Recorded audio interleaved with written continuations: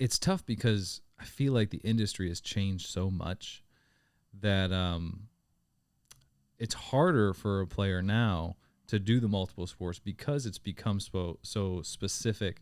Where, let's just say you take one 10-year-old kid and all he does is play baseball from 10 years old all the way to senior year of high school. He's training every day. He's not every day, but training in the off season, going to lessons, doing all this.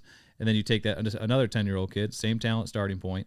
He's not doing those things. He's playing basketball in the winter. He's going to play, baseball in the spring, football in the fall, soccer in the fall, whatever it may be.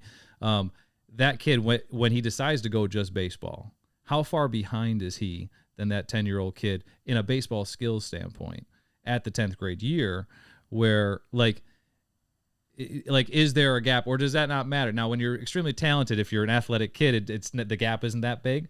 But if you're not a really talented kid and you need that extra time, is it more beneficial for that kid to be more sport specific, even at a younger age, than necessarily? Obviously, you were an amazing athlete.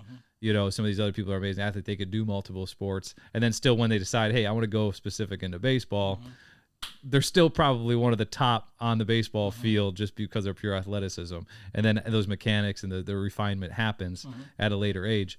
But for someone who maybe is on the lower athletic side, is it important for them, I guess, is it still as important for them to do multiple sports? Because obviously there's a huge benefit to doing multiple sports, so like all the stuff you just said. But now that everyone else is being so sport specific, I feel like it almost forces these kids, in order to stay at the same level as these other kids, it's like it's forcing them into being more specific at an earlier age than it was when we were younger, because more people were playing multiple sports when we were younger. I don't know what you think about that. I've kind of dealt with that a lot just over the years of running into our facilities, and people ask me, and I love playing basketball growing up. You could not get me to quit playing basketball just to play baseball, and I love baseball.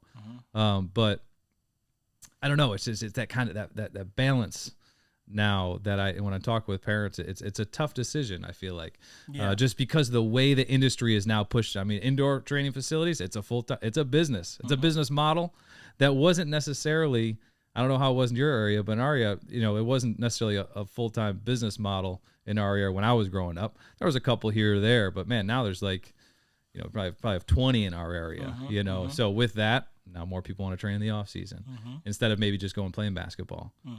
So I don't know what you think about that. I was kind of all over the place with that, but it's just a little bit more challenging, I feel like. Yeah, I think it's a case-by-case situation. Yeah.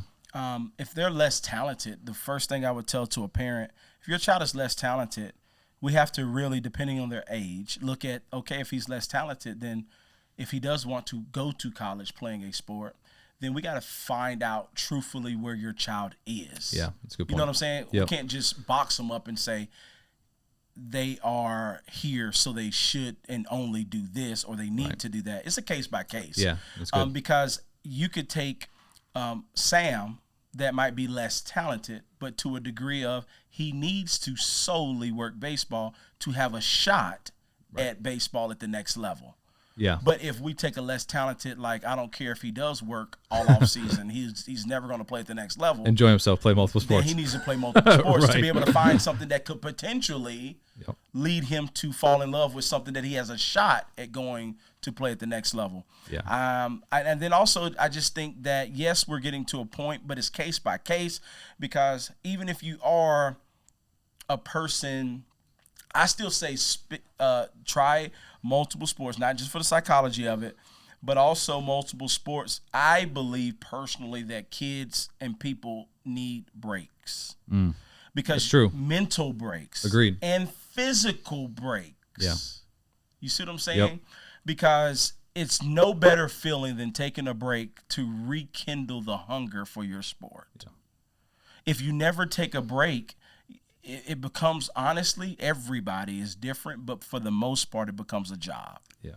If you never take a break from it. That's why there's an off season for baseball. That's why there's an off season for all sports. There's no sport that continues all year long. Right. There's an off season.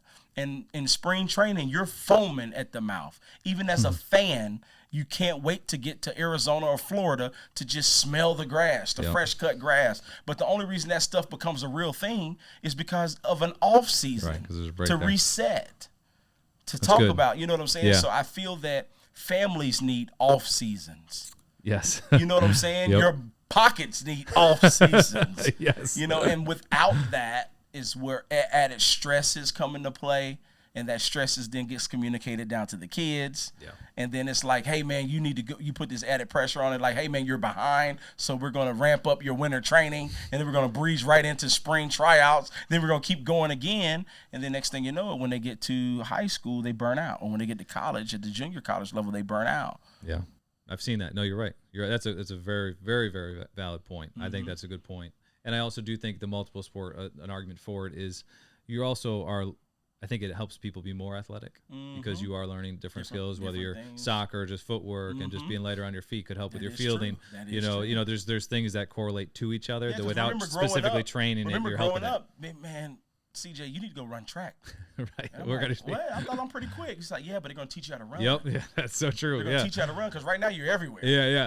And they're going to teach you how to run and be quick and get quicker. Yep. So I remember that track and speed training through another sport. If you enjoyed that clip and you want to watch another one, click right here.